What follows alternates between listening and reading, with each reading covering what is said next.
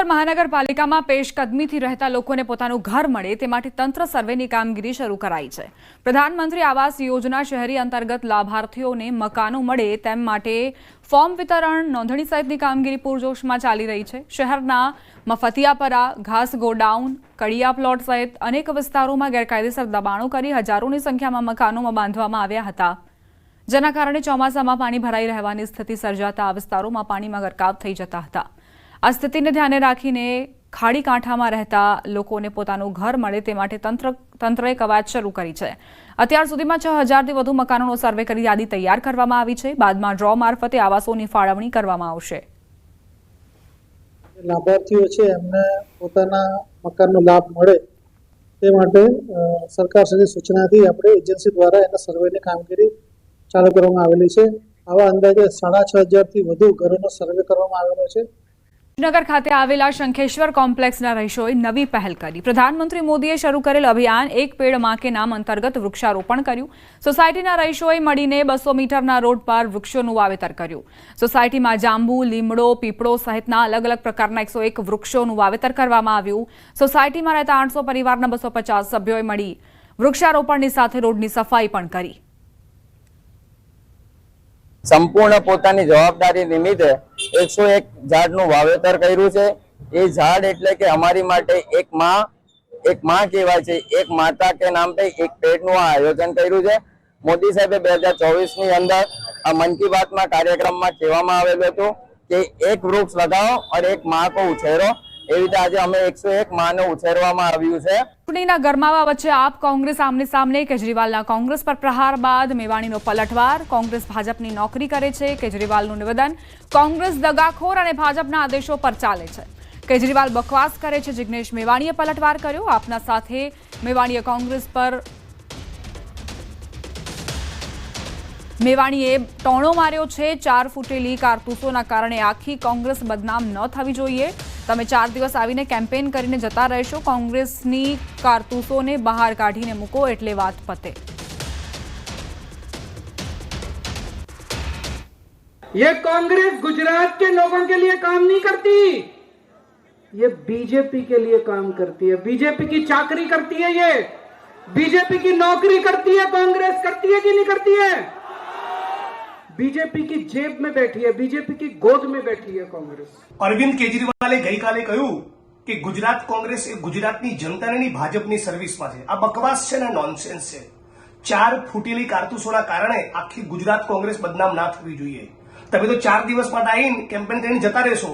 એ ગુજરાત પ્રદેશ કોંગ્રેસ સમિતિના અમારા સિપાહીઓ છે જે 25 વર્ષથી 30 વર્ષથી તાલુકા કક્ષાએ, જિલ્લા કક્ષાએ સંઘ પરિવારના ભાજપની સામે લડી રહ્યા છે। અને જે લોકો પક્ષમાંથી એમને નથી કાઢતા એમને બી કહેવા માંગુ છું કે કાઢીને પાર મેલો ને એટલે વાત પતે। શેના માટે આપણે બદનામી ઓરીએ છીએ? કાઢો ને, પાર્ટીને ક્લીન કરો, બધા સાથે મળીને ગુજરાત બેઠું કરીએ। હવે ભરૂચમાં મનરેગા કૌભાંડનો વિસ્ફોટ। 11 ગામોમાં ખોટા બિલના આધારે 19.64 લાખની ઉઘરાણી કરાઈ। મજૂરોને રોજગારી વગર યાંત્રિક કામો। કુલ 56 ગામોમાં 7.30 કરોડના કૌભાંડની શક્યતા। પોલીસ ફરિયાદ નોંધાઈ। તપાસમાં મોટા ખુલાસા થશે। દાહોદના ચચારી મનરેગા કૌભાંડ બાદ હવે ભરૂચ જિલ્લામાં પણ આવી જ રીતનું મોટું કૌભાંડ સામે આવ્યું છે, જેણે સમગ્ર રાજ્યમાં ચકચાર મચાવી દીધી છે। શહેરના એ ડિવિઝન પોલીસ મથકે નોંધાયેલી ફરિયાદ મુજબ ગીર સોમનાથ જિલ્લાના બંને કોન્ટ્રાક્ટરો જલારામ એન્ટરપ્રાઇઝ અને મુરલીધર એન્ટરપ્રાઇઝે ભરૂચ જિલ્લાના 11 ગામોમાં મનરેગા હેઠળના કામો માટે ખોટા બિલ બનાવી અંદાજે 19.64 લાખ સરકાર પાસેથી વસૂલી લીધા હતા। આ સાથે જ ભરૂચ જિલ્લાના કુલ 56 ગામોમાં 7.30 કરોડનું કૌભાંડ આચરાયું હોવાની આશંકા પોલીસ ફરિયાદમાં વ્યક્ત કરવામાં આવી છે। ભરૂચમાં પણ તટસ્થ તપાસ થાય અને ગમે એવા ચમરબંધી નેતાઓ હોય કે અધિકારીઓ હોય એમને પણ આમાં આરોપી બનાવવામાં આવે એવી અમારી માંગણી છે। અમે આવનારા દિવસોમાં લોકોને સાથે રાખીને આ તમામ જિલ્લાઓની જિલ્લા નિયામકની કચેરીઓ, એસપી કચેરી અને કલેક્ટર કચેરીની ઘેરાબંધી કરીશું। જો આમાં ભીનું સંકેલવામાં આવશે, જો આમાં આગળ તટસ્થ તપાસ નહીં કરવામાં આવે તો આવનારા દિવસોમાં અમારે જન આંદોલનના માર્ગે જવું પડશે। રોડ બનાવવા માટેની જે એજન્સીઓ હતી તે એજન્સીઓનું કામ મુખ્યત્વે હતું તે રોડ બનાવવા માટેનું સામાન સામગ્રી પૂરું પાડવાનું, પરંતુ તે એજન્સીઓએ માત્ર સામાન પૂરું પાડવાની સાથે સાથે સરકારી કર્મચારીઓ તેમજ કરાર આધારિત જે કર્મચારીઓ છે તેમની સાથે મેળાપીપણું કરી અને પૂર્વ આયોજિત કાવતરો રચી અને તેમાં કંઈ ગેરરીતિ આચરેલ છે। ઠાકોર સેના દ્વારા ગાંધીનગર સત્યાગ્રહ છાવણી ખાતે વિરોધ કરાયો. સેક્ટર 3માં આવેલા ઠાકોર સમાજના સંકુલ મામલે વિરોધનો વંટોળ જોવા મળ્યો. મોટી સંખ્યામાં સમાજના આગેવાનોએ વિરોધ નોંધાવ્યો. ઠાકોર સમાજનું સંકુલ અન્ય સમાજના લોકોને ભાડે આપવાના મામલે વિરોધ ચાલી રહ્યો છે, જેને લઈને પાટણથી ગાંધીનગર રેલીનું આયોજન કરવામાં આવ્યું હતું.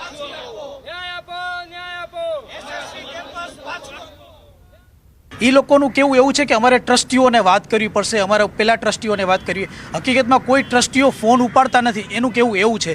તો આજે અમે લોકો ભેગા એવા થયા છીએ કે જે સંકુલ અમને પરત નથી દઈ રહ્યા, તો એના વિરુદ્ધની કાયદેસરની કાર્યવાહી થવી જોઈએ. જે ટ્રસ્ટીઓ છે, જે 4 ટ્રસ્ટીઓ જેને 9 વર્ષનું જે ભાડા કરાર કરેલું છે, આ તમામ લોકોએ રાજીનામું દેવું જોઈએ. પ્રદેશના ચંબા જિલ્લામાં પણ ભારે બરફવર્ષા થતા જનજીવન ખોરવાયું. ચંબા જિલ્લાના આદિવાસી વિસ્તાર પાંગીને જિલ્લા મુખ્યાલય સાથે જોડતો રસ્તો હળવા વાહનો માટે બંધ કરવામાં આવ્યો હતો. જો કે 6 મહિના બાદ આ રસ્તો ફરી શરૂ કરાયો છે. ગયા વર્ષે 30 નવેમ્બરે ભારે હિમવર્ષાના કારણે વાહનોની અવરજવર માટે સંપૂર્ણ બંધ કરાયો હતો. જો કે હાલમાં લપસણા રસ્તાઓના કારણે વહીવટીતંત્રે વાહન ચાલકોને સાવચેતી રાખવા અપીલ કરી છે. આ તરફ હિમાચલમાં પણ ભારે બરફવર્ષા થઈ. રોહતાંગમાં પહાડી વિસ્તારોમાં હિમવર્ષા થતા સહેલાણીઓમાં ખુશીનો માહોલ જોવા મળ્યો. પર્યટન શહેર મનાલીના પ્રખ્યાત પર્યટન સ્થળ રોહતાંગ પાસ પર મે અને જૂન મહિનામાં તાજી હિમવર્ષા થઈ રહી છે. આજે પણ વિશ્વવિખ્યાત રોહતાંગ માસ પર અચાનક હવામાન બદલાવ અને અહીં હળવી હિમવર્ષા શરૂ થઈ. ત્યારબાદ અહીં પહોંચેલા પ્રવાસીઓએ અહીં હિમવર્ષાનો આનંદ માણ્યો. જણાવી દઈએ કે પર્યટન શહેર મનાલીમાં બંને ઉનાળાની પર્યટન ઋતુ પૂરજોશમાં ચાલી રહી છે. આવી સ્થિતિમાં મેદાની વિસ્તારોમાંથી ગરમીથી રાહત મેળવવા માટે મોટી સંખ્યામાં પ્રવાસીઓ પર્વતો તરફ જઈ રહ્યા છે. મહત્વનું છે કે રોહતાંગમાં મેથી નવેમ્બર સુધી પ્રવાસીઓ માટે ખુલ્લું રાખવામાં આવે છે. નવેમ્બરથી મે સુધી ભારે હિમવર્ષાના લીધે રોહતાંગ પાસ બંધ કરવામાં આવે છે. રાજ્યના અનેક ભાગો અને પાડોશી પ્રદેશોમાં અવિરત વરસાદ પડ્યો. ભારે વરસાદના કારણે આસામના ડિબ્રુગઢમાં જનજીવન ખોરવાઈ ગયું. સતત વરસાદના કારણે બ્રહ્મપુત્ર નદીનું પાણીનું સ્તર ઊંચું આવતા નીચાણવાળા વિસ્તારોમાં પૂર જેવી પરિસ્થિતિ સર્જાઈ હતી. જિલ્લાના સંવેદનશીલ વિસ્તારોમાં ઘરો અને ખેતરોમાં પાણી ઘૂસી આવ્યા હતા.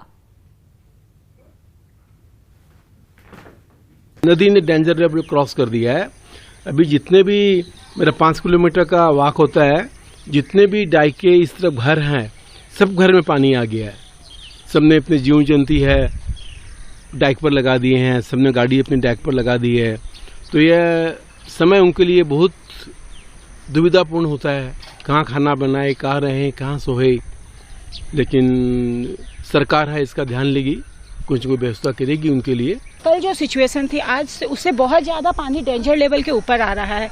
ये एक ऐसी जगह है जहाँ हम जाके एक्सरसाइज करते थे और सुरक्षा प्रशासन की दृष्टि से हम देख रहे हैं कि यहाँ पर बांध के इसे बंद कर दिया गया है. तो अभी हम भी समाज सभी लोगों से यही अपील करेंगे कि जैसा कि ये डेंजर जोन पे आ रहा है, तो आप सभी गवर्नमेंट के सारे निर्देशों का पालन करते हुए अपनी जान को जोखिम में न डालें, अपनी सुरक्षा का ध्यान दें एवं सरकार की सहायता करें. ઉપલેટાથી વેણુ 2 ડેમના દરવાજા ખોલાયા છે. વેણુ 2 ડેમના 4 દરવાજા ખોલાયા. વેણુ ડેમના 20 દરવાજાનું સમારકામ કરાશે. નદીકાંઠા વિસ્તારના ગામોને અવરજવર ન કરવા માટે સૂચના આપી દેવામાં આવી છે. સવારે 11 કલાકે વેણુ 2 ડેમમાંથી 6828 ક્યુસેક પાણી 4 દરવાજા 4 ફૂટ ખોલી છોડવામાં આવી રહ્યું છે. વેણુ 2 સિંચાઈ યોજનાની કુલ સમુદ્ર ક્ષમતા 797 MCFT છે, જ્યારે હાલ 293 MCFT જેટલો પાણીનો જથ્થો સંગ્રહાયેલ છે. પાણી છોડ્યા બાદ ડેમમાં 129 MCFT જેટલો જથ્થો બચત રહેવા પામશે, જે પીવાના પાણી માટે ઉપયોગમાં લેવામાં આવશે. ગુજરાતી સાથે ખાસ વાતચીત કરી છે. હવે ચોમાસાનો વિધિવત પ્રારંભ થશે. 10મી જૂને નબળું ચોમાસું દેશના દક્ષિણ ભાગોમાં, એટલે કે દક્ષિણ સૌરાષ્ટ્રના ભાગોમાં, દક્ષિણ ગુજરાતના ભાગોમાં અને કંઈક અંશે વડોદરાના ભાગોમાં આવી જવાની શક્યતા રહેશે.